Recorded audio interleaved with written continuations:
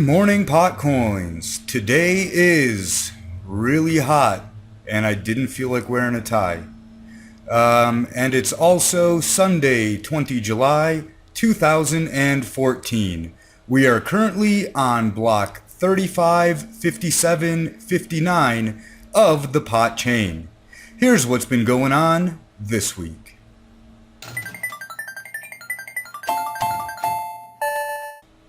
The PotCoin team was at the American Glass Expo in Las Vegas this week. There, they handed out preloaded PotCoin cards and spread the word about PotCoin.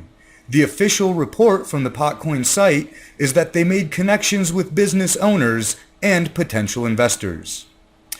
PotCoin Marketplace is now open. You can get your PotCoin t-shirts and preloaded cards from the official site. PotCoin drops below 30th place on CoinMarketCap. It's now trading between 15 and 16 microbits. Most people's first reaction is to blame multipools and dumpers. But this time I have a more optimistic prediction. I think people are actually using PotCoin more than ever. With more online merchants accepting PotCoin and great projects on PotFunder, I'm going to guess that PotCoins are being spent, and that the payment processors are the ones dumping in order for merchants to cash out into fiat. If that turns out to be the case, it's fairly good news. It would mean that PotCoin is catching on. The next step is to get PotCoin accepted at so many places that it will reduce the need to cash out into fiat. Once the PotCoin economy grows to the point that everyone, from employees to growers to glass blowers and the rest, are trading PotCoins between each other, the real value will skyrocket. Congress lets Pot have a bank account. This week, a bill passed the U.S. House of Representatives that will prevent the federal government from punishing banks for doing business with legal dispensaries. While it seems like progress, I'm still skeptical. Operation Choke Point is still going strong. Choke Point is a DOGE project that coerces banks to stop doing business with legal companies for political reasons.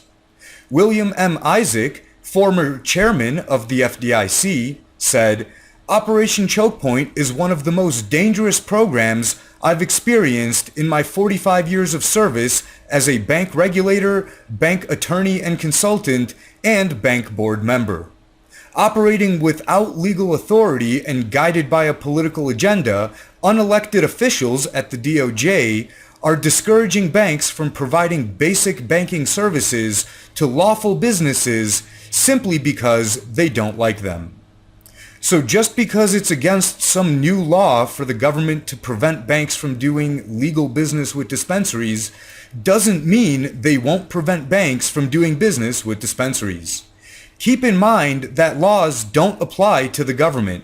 The government violates more laws than any individual ever could, even given multiple lifetimes, and they are not accountable for their actions. Hopefully, dispensaries will be able to get bank accounts. Just don't be surprised when those accounts get shut down anyway. Ironhammer5 from High on PotCoin said, "Cryptocurrency is attractive whether you're allowed a bank account or not. Giant retailers like Newegg aren't accepting Bitcoins because they aren't allowed a bank account." That's a good point.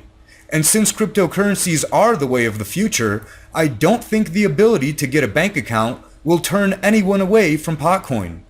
Ironhammer5 also mentions that this might make it easier to accept PotCoin. I agree. Even if a merchant uses a payment processor to accept PotCoin, they still need a bank account to convert it to fiat. And since we're still far off from independence from fiat, there is a need to convert to cover expenses.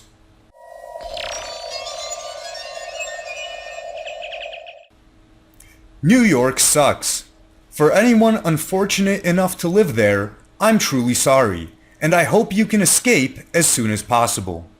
New York has put out some proposals for the BIT license. Bruce Fenton said it best on Twitter. A person no one elected is creating laws no one asked for to prevent problems that don't exist. That person is Ben Lawsky.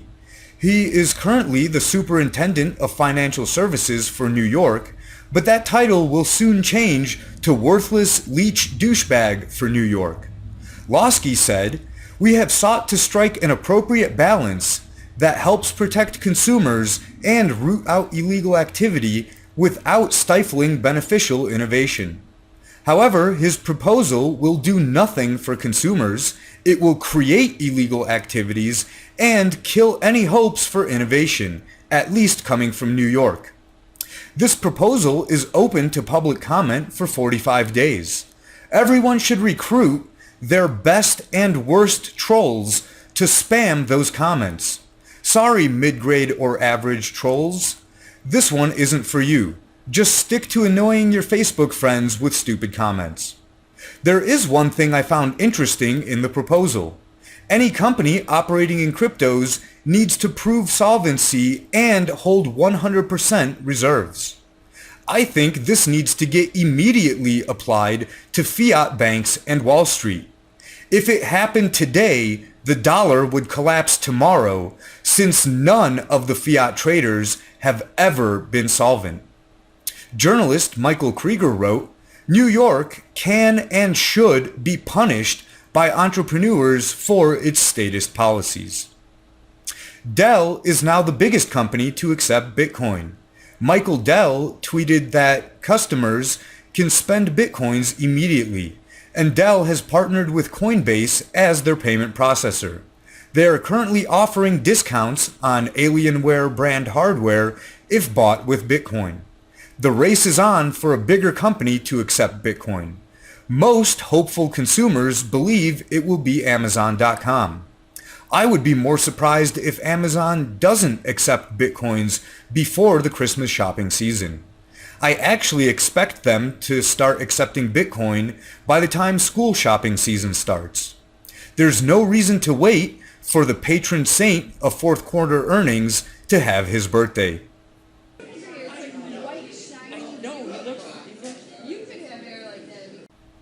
This week's Business of the Week is AltCoin Auctions.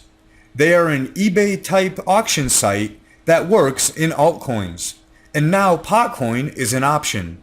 The site Canabay seems to be gone, but these guys at AltCoin Auctions have picked up the slack. They are using over 50 coins and will likely continue to add more. There isn't much on the site yet, but this site has the potential to bring multiple altcoin communities together, and as it grows, it might potentially give eBay some competition. Well, that's it for this edition of Mad PotCoins. Smoke 'em if you got 'em.